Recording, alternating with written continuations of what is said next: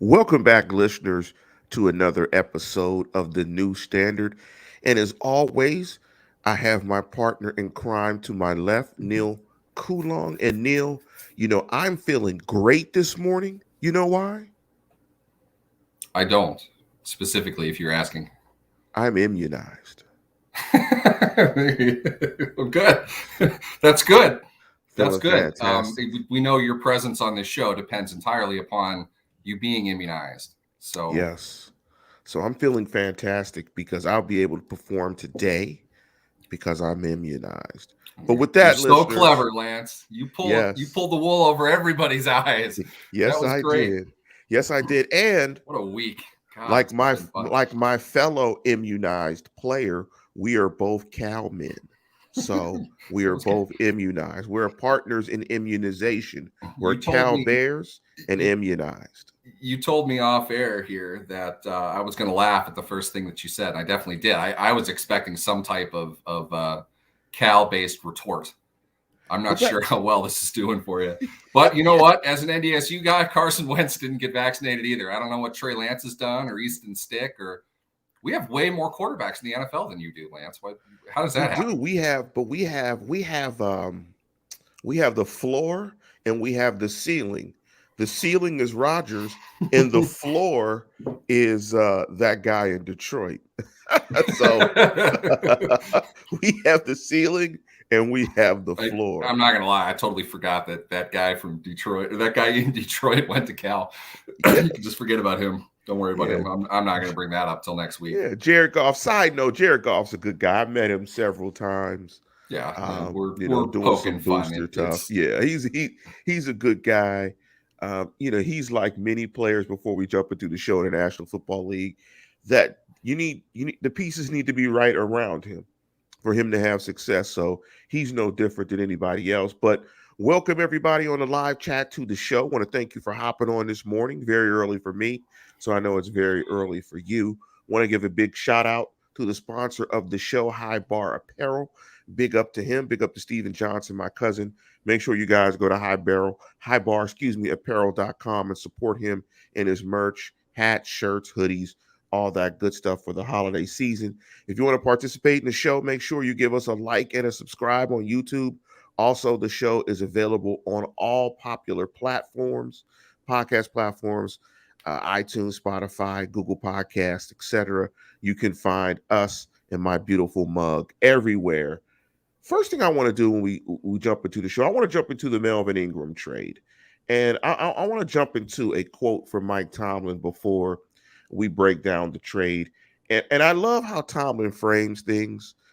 Some people don't like the Tomlin isms, but the one where he's talking about we're looking for volunteers and not hostages. I think that's perfect.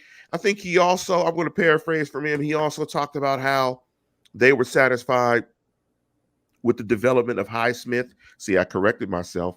I didn't say High you Tower. got it right this I'm, week. I'm, All I'm right, sharp, you're hard. off to a great start. So let's see if I can say the other word, Harbinger. The I'm 2 for 2, baby. Steelers draft a guy named Harbinger. I'm gonna die. That would be Alonzo fantastic. Harbinger. Well, they have a guy named. Well, they have a guy named Taco. But I'm going to call him Burrito Mitchell. That's just I like Burrito Mitchell better than Taco Charlton. So I'm going to refer to him as BM Burrito Mitchell. Um, so he says he likes the development of Hightower. He also had a paraphrasing a quote where, he kind of criticized free agency about how this all worked out, why they like to stress building guys through the draft, and how free agency is kind of a crapshoot, a roll of the dice.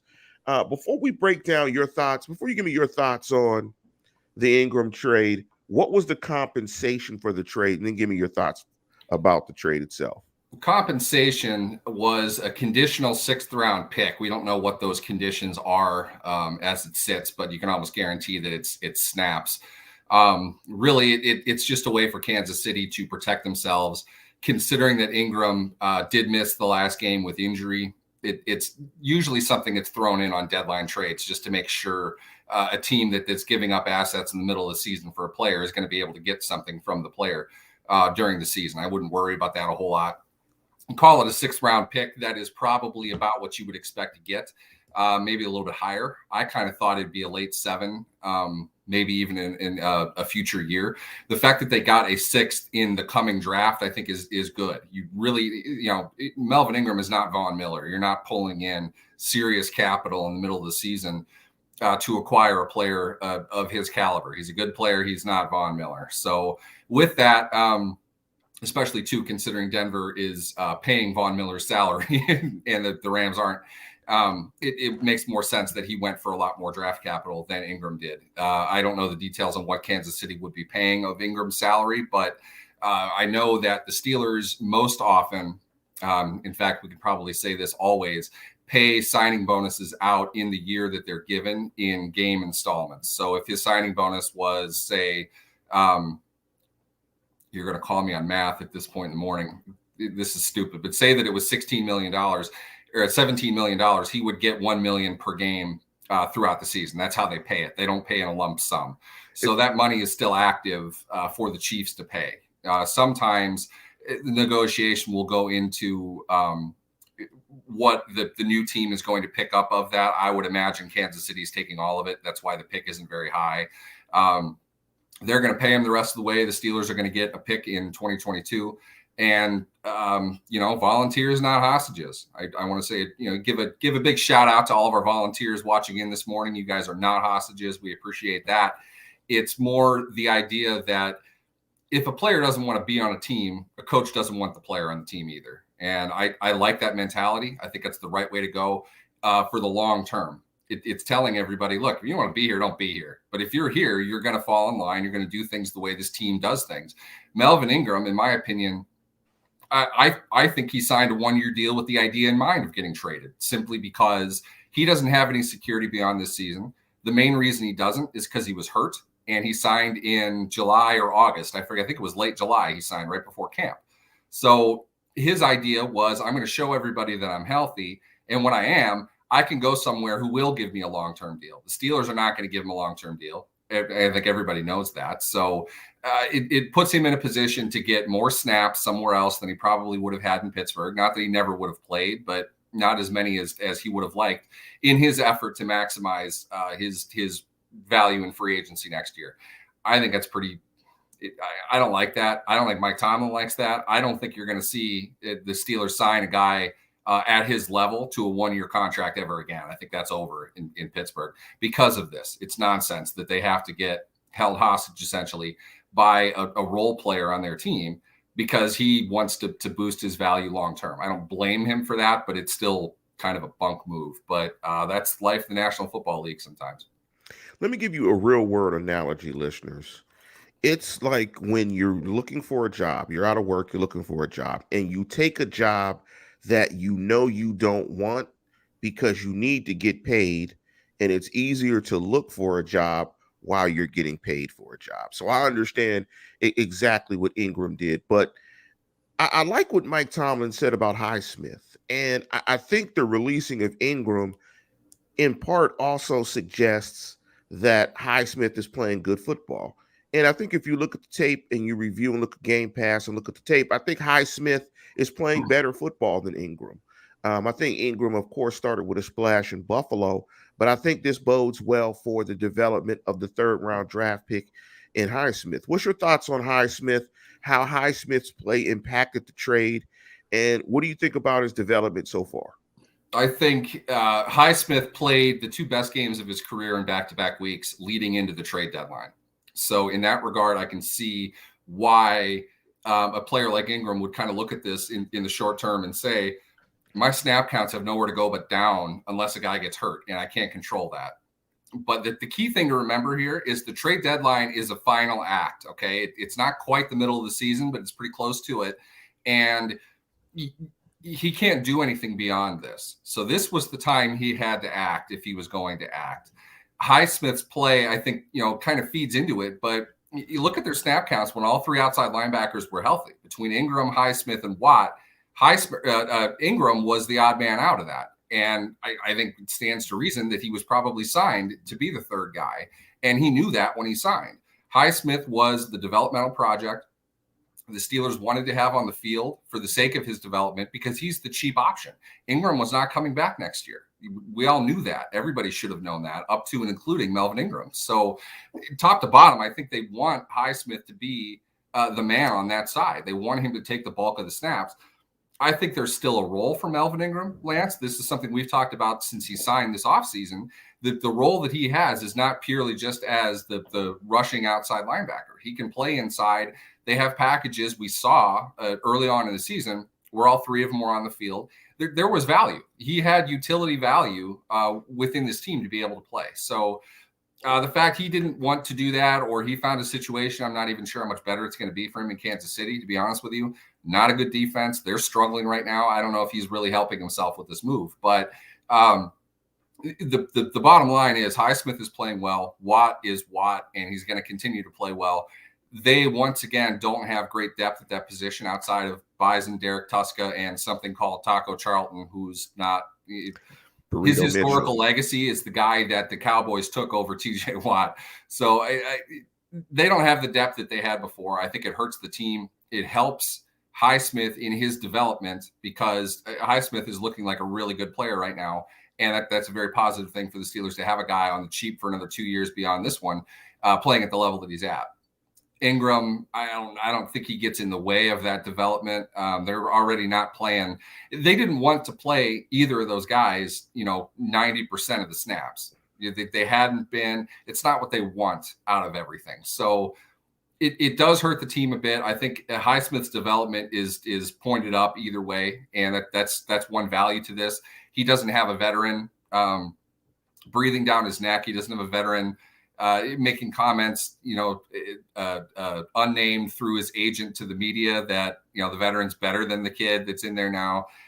All that goes away. I think that's a good thing for him. And it's definitely going to be a good thing for the Steelers defense to have him out there. But you hope for health, like you do every position, every week, every game. You hope for health. Yeah, I think the one thing you said that I pulled from your comments is that the one thing we don't know from the outside looking in is we just don't know what the initial conversation between the Steelers and Ingram and his representation was. We don't know what the expectation was. It could be very well, like you said, the expectation was he was a backup. He came in and he wasn't satisfied with that, and he kind of reneged on what the thought was going to be. I would imagine you're right, because he's a third round draft pick. He's a player that they want to develop and they value. You're a depth piece. But you're just a name. So just to put a lid on that, unfortunately, it did not work out. The splash was there in the first game against Buffalo. But let's shift to the injury report. Any updates on Boswell? I think that's the significant injury going into the Monday night game against the Bears. Is he slated to play? I've read some favorable things. What are you hearing? He's in concussion protocol. That's really all they update. You don't know what status is exactly. What we do know is the Steelers signed veteran kicker Josh Lambo to the practice squad. What that essentially means is he comes into the practice squad on a cheap contract. He clears COVID protocol, and he's able to practice with the team. And they'll wait and see what's going to happen with Boswell. He has to clear protocol in order to be active. I would imagine. I don't know. They may release Lambo off the practice squad, or they may keep him on the practice squad for next week as well. But if Boswell is cleared, he's going to play. I don't think there's any question about that. We didn't hear anything beyond the concussion, though. So if nothing else, we don't anticipate there's any type of injury that might cause Boswell to miss this game Monday against Chicago. So that's a positive thing for the Steelers in regards to what they'll have at kicker. Fun fact about Josh Lambo: he is technically the third most accurate kicker in NFL history over a certain amount of attempts, behind who is it? I knew I was going to forget this. Harbinger. It's Harbinger, yes. Justin Tucker is the first one. The second one, he kicks currently. I forget who it is, though. But Lambo is third all time. It goes to show that accuracy is not everything. It's more directional in the NFL. For whatever reason, again, Jacksonville didn't want him. The last time Jacksonville didn't want a kicker, the Steelers oddly traded a 6th round pick to acquire Josh Scobie, and that did not work out particularly well. So you're hoping Boswell can get in there, but I think they're in good hands. If Lambeau is the guy that they need to use, you might remember Matthew Wright, the kicker that they used last season in replacement of Boswell, is kicking with the Jacksonville Jaguars. And he's a guy who hit 250-yarders in London to give the Jaguars their first win of the season. So a lot of odd circular things going on between kickers and the Steelers and the Jaguars. But overall, injuries coming off where they were, it doesn't seem to be much of an issue for them. The Steelers are a relative healthy team, all things considered, for this time of the year. If we want to get into Stephon Tuitt yet again, we can do that. It's the same thing. And as we've said, it's going to continue to be the same thing probably for a while. We aren't going to get a very specific update as far as what his issue is and where he needs to be. But I would imagine he's working to get back into shape, which is tough to do when you're not practicing. I'm not sure what else they're really going to be able to do in that regard, except just wait and see. And they're credit to Chris Wormley. I think he's playing very well. Oddly enough, Cam Hayward is speaking to the media right now, and he just happened to say that he's optimistic that Stephon Tuitt will join the team at some point this season. So once again, no real update. That doesn't really provide us anything. Injury-wise, they're looking good against a team they really should be able to beat. Please excuse my flub on this cliche when I probably get it wrong.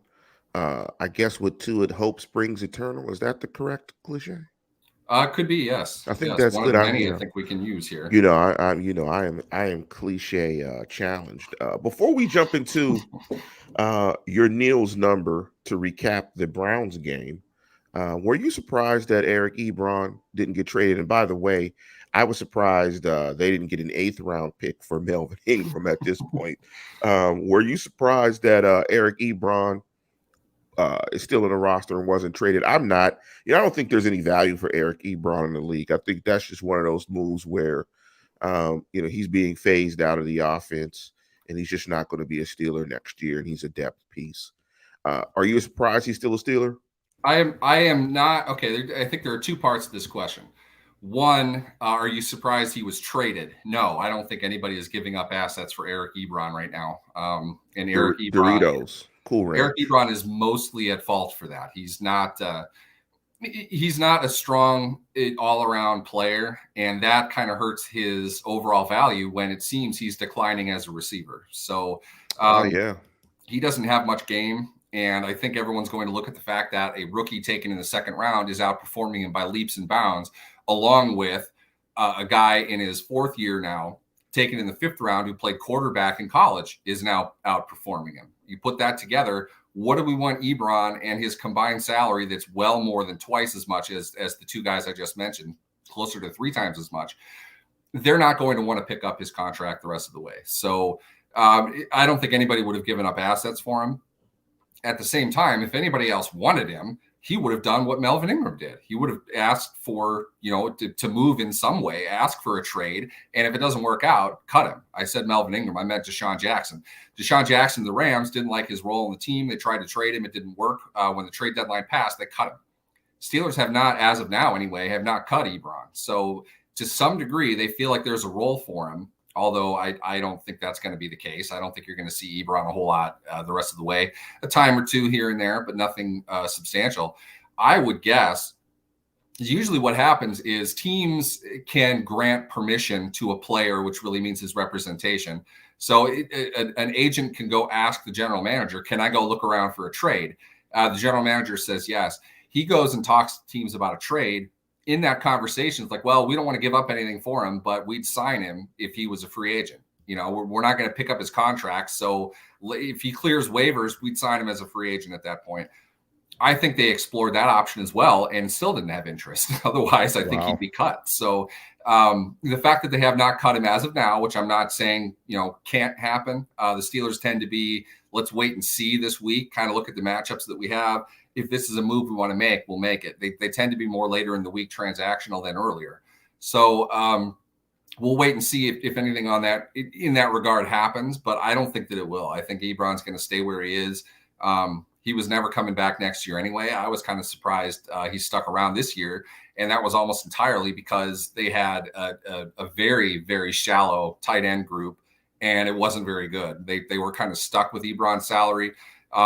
They had to give him kind of a faux extension in order to kind of help supplant the cap for this season, and they'll pay for that next year as well. So I don't think it's so much the Steelers' choice that they couldn't get rid of him. I think that was just more the market isn't into him at all. I thought Green Bay might want a tight end. I thought they might look into that, but they haven't. So we'll have to wait and see, Lance. So before we get your number to recap the Browns game, I just wanted to mention, listeners, please like and subscribe to the show. And there's been 3 mentions of Cal football players on this podcast. Go Bears. Aaron Rodgers, Jared Goff, and Deshaun Jackson, who, by the way, played with Aaron Rodgers and Marshawn Lynch at Cal at the same time. And we lost 70 years ago. And we lost to USC in the Coliseum against the Matt Leinart, Reggie Bush team when we had the ball 8 plays inside the 10-yard line and could not score. Aaron Rodgers, and my disdain for Aaron Rodgers started at that particular moment. Butte football. And it continued when he said that over and over on Monday Night Football. But Neal, what's your number? Give me a nice little neat number to recap the Browns game. Nice and neat in a cluster. 16, 61, 3.8. That is what the Steelers defense held, in my opinion, the best overall running back in the NFL, Nick Chubb, to on Sunday in a game that the Browns absolutely had to get the run game working, considering the injury status of their quarterback. They failed immensely to do that. They held Chubb. He had one 21-yard run because he's a stud, but that's the only one that he had that merited much of anything. So really what you're looking at is 15 for 50. They shut down one of the best running games, I think probably second only to Baltimore in the NFL as far as their scheme and what they can do with it, the depth that they have. They did an excellent job of taking him completely out of the game and making Mayfield win it for him. And Mayfield didn't play great. He didn't play terribly. It was enough for them to hold what should be a good offensive team to 10 points. At the same time, you lost Jack Conklin, probably the best run blocking right tackle in the league, fairly early on in the game. That's tough to overcome as you're going, but a phenomenal job by the Steelers defense in review. They were gap sound. They played their best game overall, in my opinion, up front. The non-Cam Hayward, who's been at an all-pro level every game this season, the non-Cam Hayward players did a fantastic job in this, and the result of it was really the key to success in this game. Pittsburgh did not play well offensively. That was not a good offensive game. Kicker or otherwise, they didn't put up points. They didn't move the ball consistently. They did good things. We're happy about that. It wasn't explosive at all, and they needed the defense to shut down a dynamic, diverse, and explosive offense in their stadium. That's a huge accomplishment. They should be very excited about that. And I think Chubb's line in rushing, the 16, 61, 3.8, goes to show overall the total result of that. Let me give you a number, and the synergy between us today is just fantastic because my number is around rushing defense as well. And I want to thank Brian Baldinger for coming up with this number. I saw it on his Twitter feed. It's 11 of 17. They held Chubb to 2 yards a carry or less on 11 of 17 of his rushes. And I think it's great going into this game against the Chicago Bears, I think where playing run defense is going to be essential. You get 2 run-heavy games back-to-back. I'm sure some of the preparation that they put in for the Browns will come off and be telling in the performance against the Browns. What's the name? What's the other name of the offensive lineman for the Browns? Is it Wyatt Teller? Is that another name for the Browns? The center, yes. There was a play. There was a play in the game. Yeah, Wyatt Teller, right guard. Yes. Yeah, guard. Sorry. Where Shredder is the center. Where, and speaking of Cam Hayward, because he was, in the press conference you were watching at the time, and you just made comments about him. Well, again, let's just say this: he's playing fantastic football. I mean, he's just right now he's the best interior lineman in football, right? So there was a play where he single-handedly he hit Wyatt Teller with a mini hump move. And if you guys aren't familiar with the hump move, go to YouTube, Him and type in Reggie. the hump move, and you'll That's all you need. see just You say don't even H U need M the. P Just say hump move. hump move, like Humpty Hump from Digital Underground, RIP to Shock G, the hump move. He hit Wyatt Teller with a mini hump move, and it felt like he crashed the entire offensive line like a stack of dominoes. And they all fell in the direction of which he hit Teller, and he just absolutely destroyed and blew up the play. Again, Cam Hayward is playing fantastic football. But let's segue into a breakdown of Monday Night Football, the Bears game, where the Steelers will be competing against the Chicago Bears on Monday night. Just looking at the Bears offense and looking at the Bears overall, they're not a good football team. I think that's easy to say. In my opinion, when I look at this game, and I wrote out a little acronym, this is a pass rush game. This is a run game, and this is a pass protection game. I think whatever team does those two things the best will win this game. Because I think when you look at both of these teams, they're bad offensively, and I disagree with Double H that it's a trap game. And the reason why I disagree that it's a trap game Trap is game for because who? when you score Which 18 team? points a game, all games are trap games. Yep, You don't have exactly. you don't have margin for error from a points perspective. And the reason why I say it's a points game, is because there was a question on Twitter, and I was going back and forth, unfortunately, with someone on Twitter. And I think the question was, what's the best way to beat a rookie quarterback? And, in my Manchester, smart alecky Manchester way, I said score points. If you score a bunch of points against a team, that's tougher than ever against a rookie quarterback. Rookie quarterbacks, they don't string together consecutive plays of good football. They're inconsistent. You score a lot of points, you put a ton of pressure on a rookie quarterback. You force a rookie quarterback to throw the ball a lot, plays right into what you want to do. You can get after him, and you can make him very uncomfortable. So I think this is a game in which, if the Steelers can start out fast, it's critical. But again, when you look at both of these teams and their offenses, they're both inconsistent. The Bears run it better than the Steelers. The Steelers want to try to run. Both teams aren't explosive. So this is going to be a very tight, hotly contested game. Let me give you a couple of numbers, listeners. In terms of the Bears, I think their strength is running the football. They don't score a ton of points. They're averaging 15.4 per game. Justin Fields is showing some flashes. I thought he played relatively well against the 49ers, but it's a work in progress. But when you look at their team, they are running it well. They're averaging 136.6 per game. They're averaging, which is 15th, 4.6 yards per carry, and they run it 30 times. And they have two quality running backs. They have Khalil Herbert and David Montgomery, who are both averaging above 4.3 yards per carry. So I think when you go into this game from a defensive perspective, and let's look at the Steelers' defense against their offense, I think first and foremost, you have to stop the run.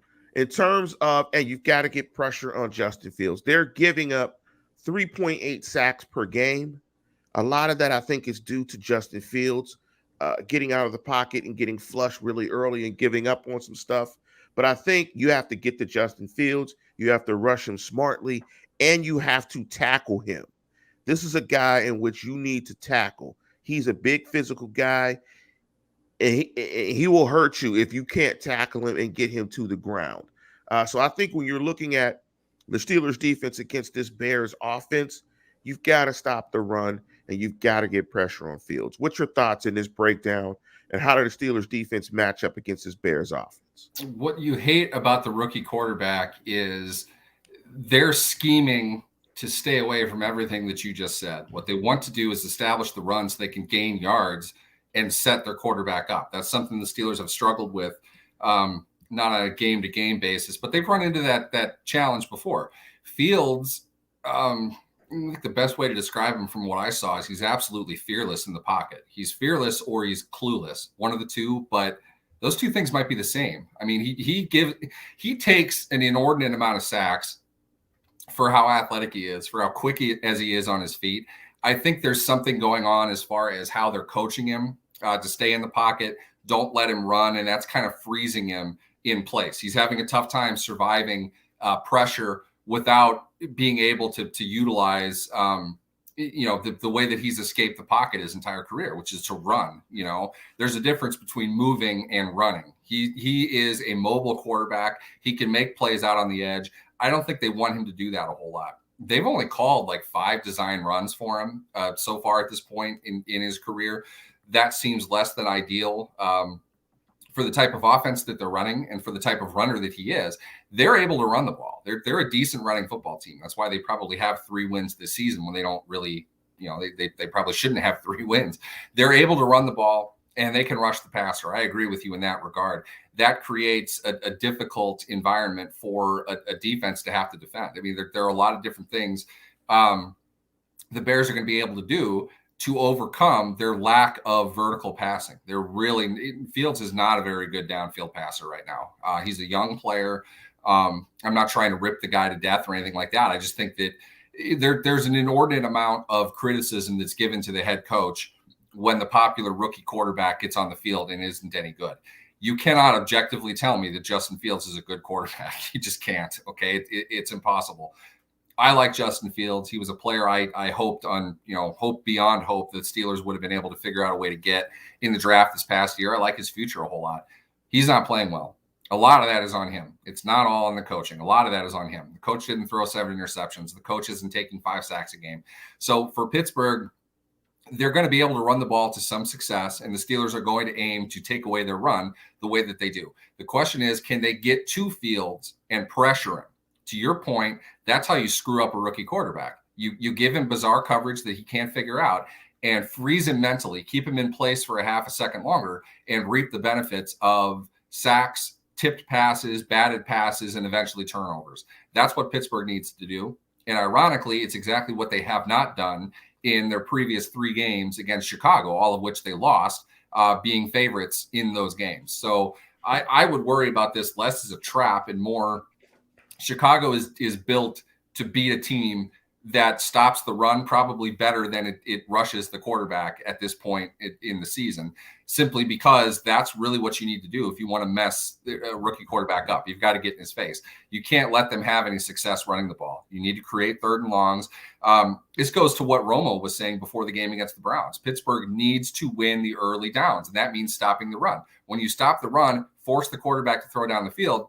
If you don't have a great quarterback, if you don't have great offensive weapons, which the Bears don't have either of those things, you're going to have success. You're going to force the punt. You're going to get takeaways.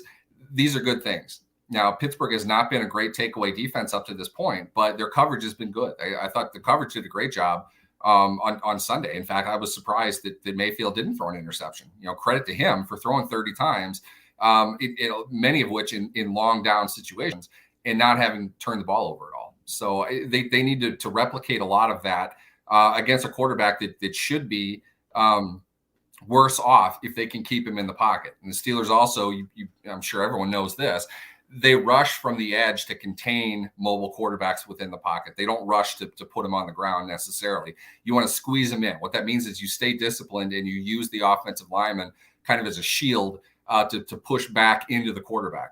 Force him further back in the pocket, not wide where he can get out on the edge and make a play. You really can't throw moving backwards in the NFL. Nobody's arm is that strong. So the more that they try to pressure the pocket as opposed to the quarterback, the stronger they're going to be. That's going to be the same type of strategy that they employ this week. Here's one thing that concerns me with this defense against particularly Justin Fields. Tackling. There was a huge tackling issue in a couple of games earlier this year. I could see a couple of instances where they struggle in that regard when they do exactly what you say. They get upfield. They don't get past Justin Fields. They funnel him in. Somehow he breaks contain. I'm concerned about the tackling aspect because he is a big physical player. He's physical on the outside when he runs. What's your level of concern about if they execute the game plan properly, they meaning the Steelers, and rush like they want, do you think they can get him to the ground? Do you think tackling will be an issue? I think from what we have seen, it's not overly difficult to put Justin Fields on the ground. And I say that because he gets sacked on a pretty high percentage of his passes. I mean, they're giving up pressure. He's taking sacks. There are a lot of things that are not working overall in the Bears passing game. But 8 games played, he's taken 26 sacks. All right, so 3 a game, a little above 3 a game. That's a lot consistently overall. And it's not simply because they've gone against monsters each and every week in the pass rushing game. So Fields is not reading the field as quickly as he needs to, and he's not getting rid of the ball. He keeps it, I think, because he's a big, strong kid. He's mobile. He's fast. He's trying to figure out how to stay in the pocket and keep his eyes down the field. You hope that extends for another week. He's eventually going to get it. You get the sneaking suspicion, considering his talent level, he's going to put a good game together here eventually. And if he does that, then Pittsburgh could be in trouble for sure. We're excited about them. We like what we're seeing with where they're going. Pittsburgh is not a great offensive team. They need to win this game on defense. And doing that is going to be making sure Justin Fields doesn't figure out the NFL against them more than anything else. Let me give you a quick stat nugget. In terms of, and this is from teamrankings.com, you guys can go out there and find the stat if you want to look up. The stat is NFL team QB sack percentage. So this is the percentage that your quarterback gets sacked. Chicago is dead last. Their quarterbacks are getting sacked on 12.6% of their pass plays. So to your point, he's under pressure, he's getting sacked, and he's getting put on the ground. Let's flip it. Because this is an interesting game. This is a game of bad offenses against decent defenses. The Steelers, I think, are better than Chicago. One thing Chicago does very well, even better than the Steelers, I know they've played an extra game, but their sack percentage is better than the Steelers. They're sacking quarterbacks on 7.75% of quarterback dropbacks, which is second in the league. And they have 21 sacks, which is fourth in the league, led by Quinn, 5.5, and Robert Quinn and Mack at 6 sacks. I think in this game, again, the formula is Najee left, Najee right, Najee up the middle, Najee, Deontay Johnson. Don't turn the football over. Grind these games out, possibly squeeze out a turnover here or there and win the ball game and get out of the stadium with a dub. Problem with that, Steelers don't run it well. Still 28th in the league in rushing, 86 yards per game.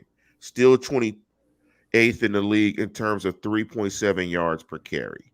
So all of the things that they want to do, they still don't do very well on the offensive side of football. Yards per attempt, 6.6, 27th in the National Football League. So they're not explosive either. They are protecting Ben better, and I thought the pass protection was better in this game against Cleveland. How do you see it shaping up between Chicago's defense against the Steeler offense? I think this is going to come down, I'm going to temper my enthusiasm this week for the potential return of Zach Banner. I said he was going to play last week. He obviously did not. And I feel this may not necessarily be shared by everybody, but I feel the team's best offensive line is going to be Chuks Okorafor at left tackle and Zach Banner at right tackle. The benefit that creates, it puts probably a stronger right tackle on the field, Banner over Okorafor, and it absolutely puts a stronger left tackle on the field, which is really more of not having poor Dan Moore on the field anymore. He's getting crushed. I mean, it's bad. He got destroyed last week. Khalil Mack is not a cheap alternative knockoff to Myles Garrett. Khalil Mack is a dude, okay? He's going to do the same amount of damage to Moore that Garrett did. They don't have the kind of offense. When you are focusing on throwing the ball to your tight end a lot, which I think they did kind of to some degree against Cleveland, and you need your running back involved in the passing game down the field, you need one-on-one blocking help on the edges. You need one-on-one blocking success on the edges without help. And you flat out didn't get that with Dan Moore. Can you ask a rookie 4th round tackle to stop Myles Garrett? No, you really shouldn't. I don't think that's any different for Khalil Mack. I think you're going to see matchup problems up and down with that. If I'm saying this too, not knowing what level of shape Banner is in, I have no idea. It'd be his first game. I think Khalil Mack is in a great position to have a pretty destructive game on Monday night, and that can absolutely be a problem for the Steelers. That can cost them the game. I think Chicago, as not good as they are, the NFL, Lance. One guy can win a game for you, not literally, but if Khalil Mack gets 2.5 sacks and forces 2 fumbles, it has a tip pass that leads to an interception, they're probably winning the game. And Mack is absolutely able to do that. So protection for the Steelers is going to be critical the way that it is every week. And we're not at a point that we can just count on the Steelers offensive line to have a great game in pass protection. I thought they did well considering what they were up against versus Cleveland. It could have been a lot worse, and it has been this season a lot worse. We'll see what level of preparation they're putting into all of this. But I don't know. It's a tough matchup. I don't think this game is as cut and dry in favor of Pittsburgh as people think that it is. And we bring up the classic cliche of Tomlin losing to quote unquote inferior teams and all this. I don't know what the baseline is for an inferior team, but I don't think Pittsburgh is above it as much as people think that they are. Chicago isn't a good team either, but overall, these are teams in different states of their development, but neither of them are advanced in that regard. So I could see this game going either way. I really could.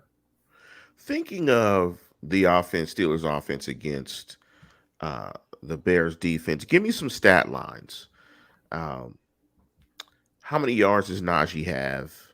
I'm going to assume that Deontay Johnson is going to be the leading wide receiver, but we'll stick to it with the run game. What does the run game look like in terms of stats if the Steelers win this game? What's the yards per carry, and how many yards do you think Najee needs to get or Najee gets in this game if it's a Steeler win? I can see Najee, who has, by the way, 2 runs of 20 yards or more on 128 carries. That's not a good number. 17, 18 carries for about 70 yards. That's really kind of what he's good for at this point in his development. He can add some in the passing game as well, but they're getting better running the ball. You're happy to see that. There are good things that are coming from that, but I think too, Chicago's going to see how often they're utilizing him in the run game and how they need to stop that and force the Steelers into 3rd and long situations because they can't throw deep. I'm not sure if it's a playmaker thing as much as a quarterback thing, but they're not going to be successful getting the ball deep down the field, in my opinion. Well, maybe this is a game they can break out of that, but since Juju has gone down and they've had to utilize Claypool inside a little bit more, they haven't looked deep much.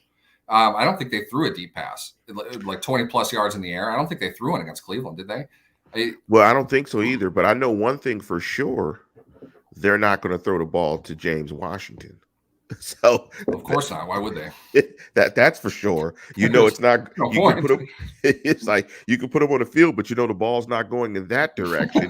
Let's not key on him. I mean, just not going to get the ball. That's it. I mean, if you just threw the ball to James Washington, it might actually work because at this point, I wouldn't cover him. I mean, I might put Damian Woody out there to cover him. I mean, that might be the only way he gets a pass or a target because, man, they don't utilize him. But it's prediction time. And let me just say it this way. When you score 18 points a game, 18.9, every game is close. And I love the optimism and enthusiasm that Steeler fans have after victories. After every victory, hope springs eternal. So, every Steeler fan thinks the Steelers are going to the Super Bowl. The Steelers are still scoring 18.9 and they're giving up 20. It's -2. That's a sign that every game is going to be competitive. Every game is going to shift or turn on one play here or there, like it did against Cleveland. The Schobert cost fumble. That kind of shifted the entire game. With that being said, they're still facing a rookie quarterback who's struggling, who's inconsistent play to play. The one thing I know the Steelers can do is confuse Justin Fields on the defensive end and get to the quarterback. This is a game in which I think the Steelers, it'll be competitive, think the Steelers' offense will look largely like it has the entire year, inconsistent. Drive to drive. It won't move the football well. It's going to look patchy like it has. It's going to look like your grandmama's old quilt that she made. Um, but I still think defensively, they play well enough to get after Justin Fields and put a pause button on that run offense of Chicago and force a couple of turnovers. With all that said, you're going to laugh at the score. So I'm saying they get after Justin Fields, they stop the run and cause turnovers. I still only think they score 23 points. I like 23-13 Steeler win on Monday night. I'm probably very close to that as well. I feel the same way as far as their offense. It feels like at some point they'll get the right combination of their scheme of health and the opponent at the same time. It feels like this may be one of those kinds of games. If they can hold Mac to a certain level of a lack of production, and they really do want to get after their secondary, which is not particularly strong beyond one cornerback, this is the kind of game I think they can get the ball downfield if they're willing to risk it. That's playing into the teeth of what Chicago's really their primary strategy is going to be. They need to put Ben on the ground, and I think they know they're going to be able to stop the run by and large on what they have. So if it's a race to the quarterback, that's largely the only thing they're really going to be able to do. And I think that's not a bad weapon, but if Pittsburgh plays into that, you might be in trouble. They might have to kind of say punts are good in this game and play for defense. To me, it's going to result in something like 17-9, 17-13, somewhere in there, a win for Pittsburgh. I don't have confidence that they're going to be as aggressive as people think that they should be. I think we're going to see a lower offensive performance, more on conservative play calling and strategy as opposed to an inability. This isn't the kind of game where Ben's going to complete 40% of his passes. He'll complete 65% for 5.5 yards an attempt, somewhere in there. So you got the Steelers. I got them 23-17. You're picking 17-9. Let's go 17-9. All right. Listeners, if you're on a live chat, hit us with some predictions. We'll speak to your predictions, but I want to shift to the last segment of the show, and that's the Yeah, I Said It segment. I got a rant. If I'm getting up this early to do the show, I'm going to rant for y'all. So, yeah, I said it. I hate the color rush jerseys. Yeah, I said it. I hate the color rush jerseys. And you know why I hate the color rush jerseys? Because the Steeler jerseys are classic. They're already awesome. You don't need an alternative jersey. You know the teams that need an alternative jersey? The Browns. When you put brown and orange together, that's why you need alternative jerseys and color rushes. When you put brown and black together, you need alternative jerseys. Yes, like the Cincinnati Bengals. That's why you need alternative jerseys. You know why you need alternative jerseys and color rush jerseys? When you have uniform colors like the Jacksonville Jaguars. When you're the Pittsburgh Steelers, the only thing you need is the black and gold and block numbers. That's it. The jerseys are classic. You don't need the color rush. Yeah, I said it. I hate the color rush. Let me give you a 2-for-1 bang bang on the yeah, I said it. Yeah, I said it. I hate watching Steeler games with Steeler fans at sports bars. You know why? Because every Steeler fan that I've ever met that I've watched a game with at a sports bar is the best coach in the world, the best offensive coordinator in the world, and the best defensive coordinator in the world as well.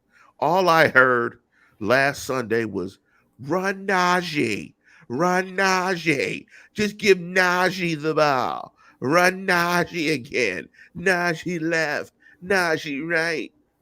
The Steelers as if they don't do that enough. You think to run more than anybody else in the game? I mean, you think this Steeler team can actually declare that they're going to run it 4 straight times and get 10 yards? Nah, it's gonna happen. It's not gonna happen. So the two things that I hate, yeah, I said it. the Color Rush jerseys and watching Steeler games with Steeler fans at Steeler bars. Oh man, going to a Steeler bar and watching a football game is the absolute worst. I mean, it's just the worst. I can't do it, won't do it, can't win with them. Can't. We need winners. We need people who want to win. So I'm trying to just do my fake Mike Singletary. But again, please shoot me if I have to go to a Steeler bar to watch a game. We want volunteers, not hostages. And I was held hostage with a bunch of Steeler fans complaining, "Oh, they got to run the ball 4 more times." Boop, they hit the slant, which by the way was a great play call when they Bubba. hit the pick play to Deontay Johnson for 60. Then the guy's mad. Why did they pass it there? They should have ran it to Najee for.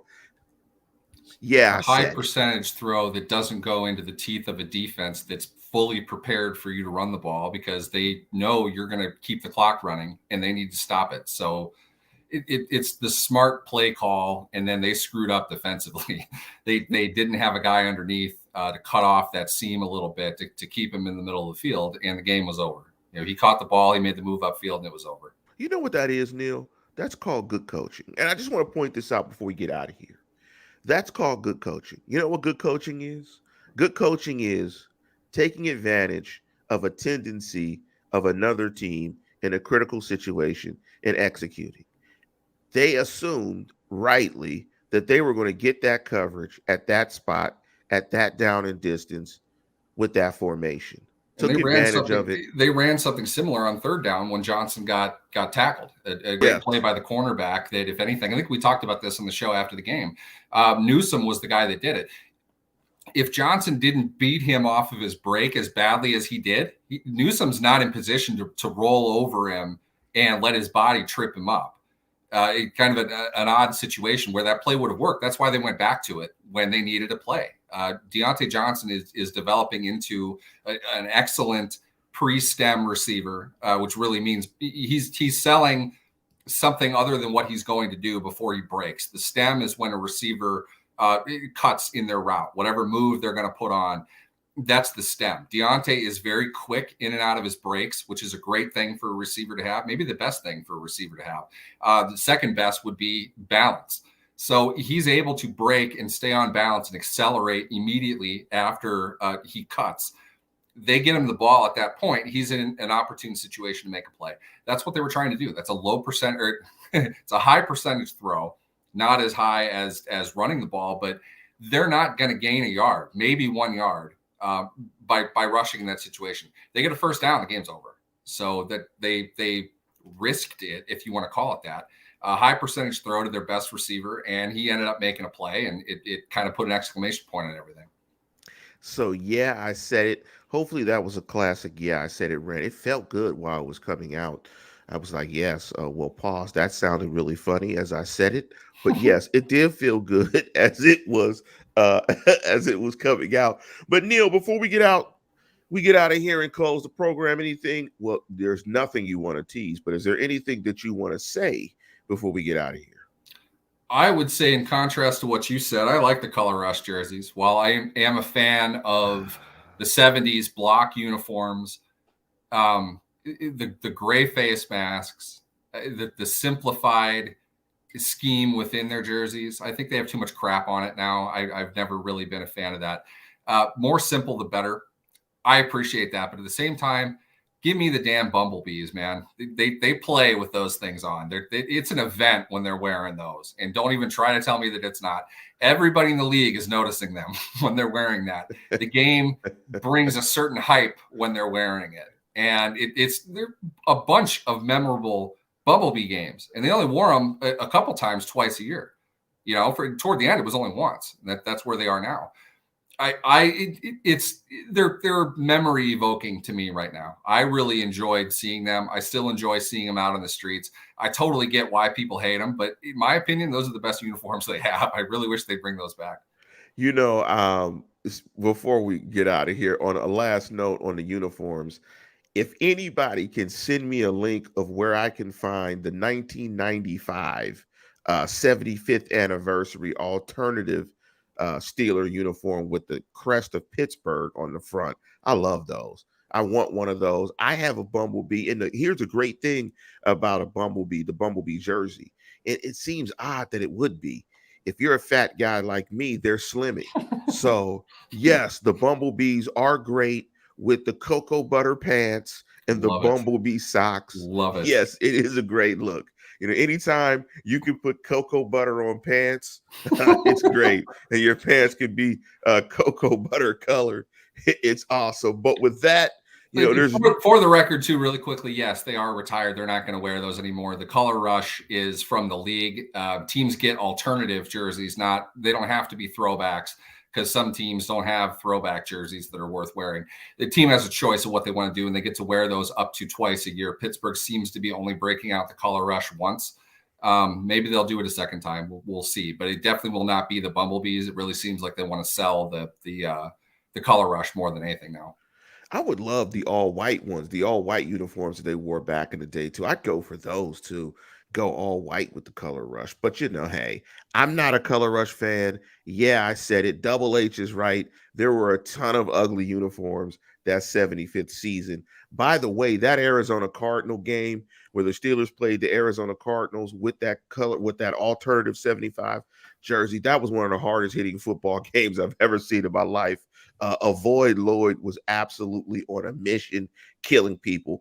But let's go ahead and get out of here. Everybody who hopped on the program, thank you. Please like and subscribe to the show. Stay safe on your commutes. Hopefully you're listening to us, in your morning commute. Please consume us with some coffee, a beignet, or a muffin, or any of that stuff. We go down easy. We love to do the show. We're going to keep bringing you fantastic programming.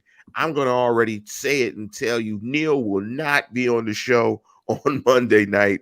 That is not happening, because it will be probably about 2 a.m. by the time the game goes off. We'll see.